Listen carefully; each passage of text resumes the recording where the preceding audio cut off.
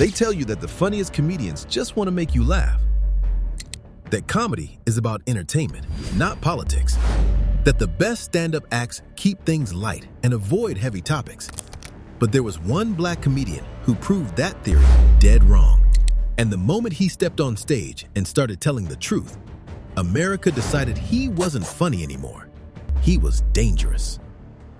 Before Dick Gregory, black performers knew their place. You could sing. You could dance. You could play the fool if it made white folks comfortable. But you could not stand flat-footed on a stage and tell white audiences exactly what you thought about them. You could not use their own laughter against them.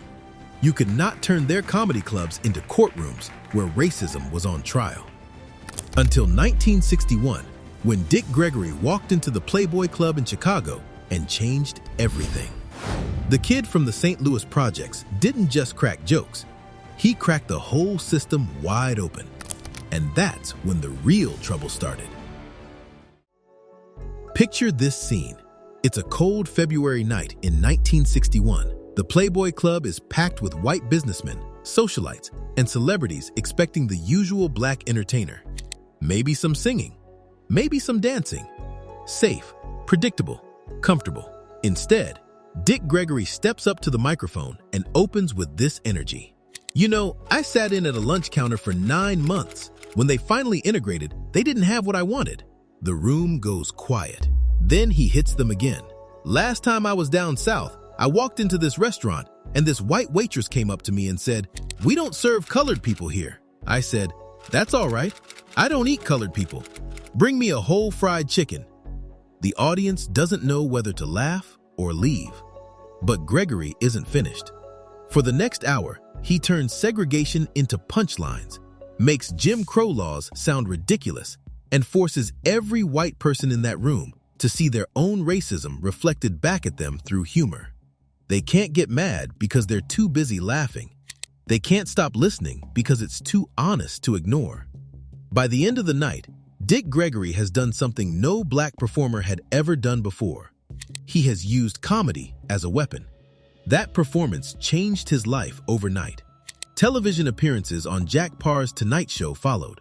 Comedy albums, national recognition. Dick Gregory became the first black comedian to regularly perform for white audiences without putting on a character or playing it safe. His jokes had teeth. His humor had purpose. And America's power structure took notice. Because when a black man can make white people laugh at their own prejudice, he's not just an entertainer anymore. He's an educator. And that makes him dangerous.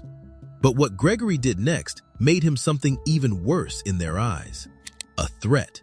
By the way, if you want more stories about how America tries to silence black truth-tellers, subscribe to Black Stories Untold. Now, back to what happened when Dick Gregory left the comedy stage and walked straight into the civil rights battlefield. The year is 1963. While other celebrities send checks or make statements, Dick Gregory is in Birmingham getting beaten by police batons. While other comedians are playing it safe in nightclubs, Gregory is sitting in southern jail cells. He doesn't just support the movement, he funds it. When 3 civil rights workers disappear in Mississippi during Freedom Summer 1964, James Chaney, Andrew Goodman, and Michael Schwerner, Gregory puts up $25,000 of his own money as reward money to find their killers. That's more than $200,000 in today's money, coming out of his own pocket. This isn't charity, this is revolution. Gregory uses his celebrity and his earnings to bankroll resistance. He marches with Martin Luther King Jr., gets arrested dozens of times, shows up wherever black people are fighting for their lives and their rights.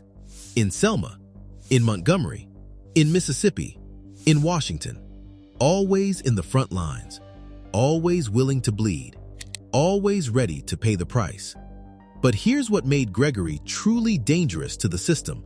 He didn't just fight racism, he connected the dots. In his comedy routines and his speeches, he linked segregation at home to the war in Vietnam. He pointed out how America could send black boys to die for democracy overseas while denying them democracy at home. He made audiences see the hypocrisy was not accidental, it was systematic. When someone can make people laugh and think, and get angry all at the same time, that person becomes a problem. And in 1968, Dick Gregory became the biggest problem of all. He decided to run for president. Think about the audacity of that moment. This is 1968. Martin Luther King Jr. has just been assassinated in April. Robert Kennedy murdered in June. The Democratic National Convention turns into a war zone in Chicago. The country is literally burning. And into this chaos steps a black comedian from St. Louis saying he wants to be president of the United States. Not as a publicity stunt, as a serious candidate with serious ideas about ending the war, fighting poverty, and dismantling racism. Gregory runs as the Freedom and Peace Party candidate in some states, as a write-in in others. His platform is simple: stop the war, end segregation, feed the hungry. When the votes are counted, more than 1 million Americans have written Dick Gregory's name on their ballot. A black comedian has just proven that humor plus truth plus courage equals political power. And that terrified people in Washington. This is where the story gets darker, and where we see how America really deals with black people who refuse to stay in their lane. Because while Dick Gregory was making people laugh and making them think, J. Edgar Hoover's FBI was making plans. Gregory's name appears in FBI files under surveillance programs designed to neutralize threats to American security. Not arrest them, not charge them, neutralize them. The documents that have been declassified paint a chilling picture.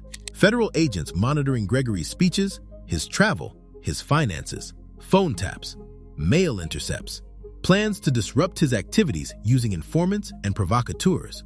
Some reports even suggest discussions about using organized crime contacts to handle the Gregory problem permanently, all because a comedian refused to stick to telling jokes. This is the same FBI apparatus that was targeting Martin Luther King Jr., Malcolm X, and every other black leader who spoke truth to power. But Gregory was different. He had mainstream white audiences who loved him. He had celebrity protection. He had money and lawyers and publicity. He was harder to isolate, harder to dismiss, harder to destroy. So they tried a different approach. They tried to make him self-destruct. Gregory began engaging in extended hunger strikes to protest the Vietnam War and various injustices, some lasting weeks, others lasting months. He would fast until he looked skeletal, until his health was in real danger, using his own body as a protest sign. Was this his own choice? Or had the pressure, the surveillance, the constant threat finally gotten to him? The man who had used food analogies in his comedy was now refusing food entirely. The comedian who had made people laugh was slowly starving himself in front of them. But here's what the FBI and the power structure didn't understand about Dick Gregory. You can't neutralize someone who has already decided that his truth is more important than his comfort, more important than his safety, more important than his life. Every time they pushed him, he pushed back harder. Every time they tried to silence him, he spoke louder. Every time they tried to contain him, he found a new platform. In the 1970s and beyond, Gregory kept evolving. He became a health and nutrition advocate, kept performing, kept protesting, kept connecting dots that other people preferred to leave unconnected.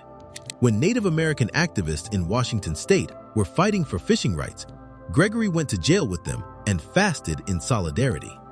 When any group faced injustice, Gregory showed up. The comedian had become a professional agitator, and he was good at it. Here's the full picture of what made Dick Gregory so dangerous and why his story matters more than ever. He proved that a black man could use humor not to make white people comfortable, but to make them uncomfortable. He showed that entertainment could be education, that laughter could be resistance, that a microphone could be a weapon. He demonstrated that celebrity comes with responsibility and that fame without purpose is just noise. But most importantly, Dick Gregory revealed the system's greatest fear. Not that black people would get angry, they expected that. Not that black people would fight back, they were prepared for that. The system's greatest fear was that black people would make white people see themselves clearly, laugh at their own contradictions, and then demand change. Because when you can make your oppressor laugh at their own oppression, you have already won half the battle. Gregory didn't just open doors for black comedians. He kicked holes in the entire structure of American entertainment, American politics, and American power. He took the energy of the comedy club and brought it to the civil rights movement. He took the courage of the freedom fighter and brought it to the television screen. He proved that there was no such thing as just a comedian when that comedian was telling the truth about America. The FBI surveillance, the neutralization plans, the attempts to pressure and intimidate him into silence. All of that was America's response to a black man who refused to be just funny, who insisted on being fearless, who used his platform not just to entertain, but to educate and agitate and organize. They didn't fear Dick Gregory because he was vulgar.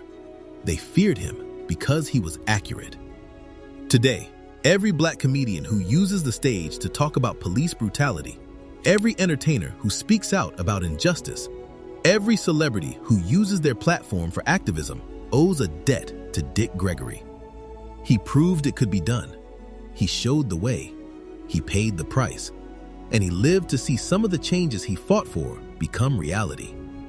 Dick Gregory died in 2017 at the age of 84, still performing, still protesting, still connecting dots. The kid from St. Louis who learned to make people laugh had taught America something it didn't want to learn.